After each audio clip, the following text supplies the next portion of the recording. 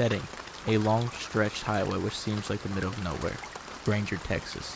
With a rumble and a grunt, a yellow Oldsmobile Delta 88 comes to a slow stop. Well, the rust bucket is thirsty again, so the tall man in a blue jean button-up shirt with brown pants explains. Ashton walks to the back of his car and opens the trunk, grabbing a small red gas container. Empty, he yells. How am I ever going to make it back to Jacksonville? With no gas station in sight, Ash Williams notices a house far in the distance with a huge field making the house seem even more compact. He starts making his trip towards the house. I'm not a young stallion like I once was, he explains. After only a couple hundred feet, he hears a loud roar of screams. A chainsaw? What kind of nut house is this? Ash returns to his vehicle and grabs a black duffel bag. In the bag is the legendary chainsaw that was quickly put on his right arm as a hand.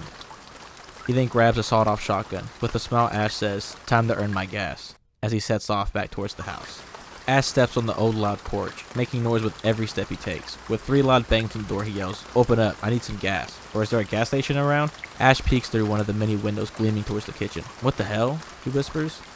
In the kitchen, he sees a long brown dinner table, with these shadowy figures surrounding, each in their own chair with 2 seats left unoccupied. But one of the shadows is missing a head? Ash then starts to think, should I help these people which would soon face their ultimate death? Or should I start walking down the road and hopefully stop a car and get some gas? Well, Ash is no weenie butt. He tries the door, locked. Damn, he says. Guess I'll have to make an entrance.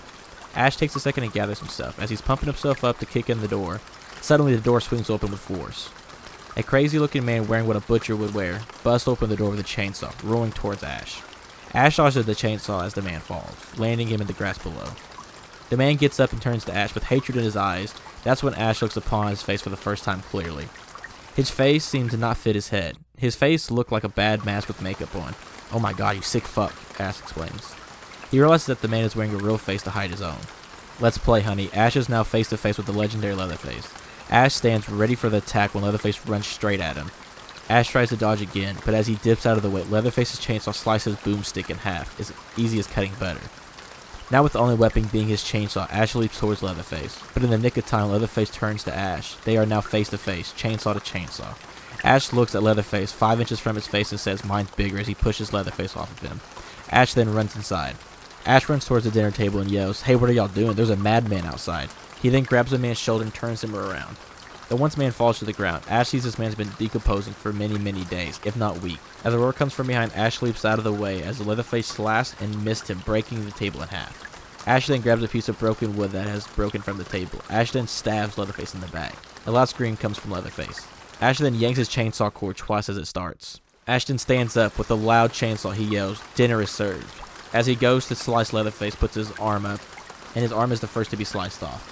The chainsaw then cuts through the flesh of Leatherface, slicing his body in half. Covered in blood, Ash goes to a nearby shed and finds a gas container, filled with amazing liquid that he so ever needed.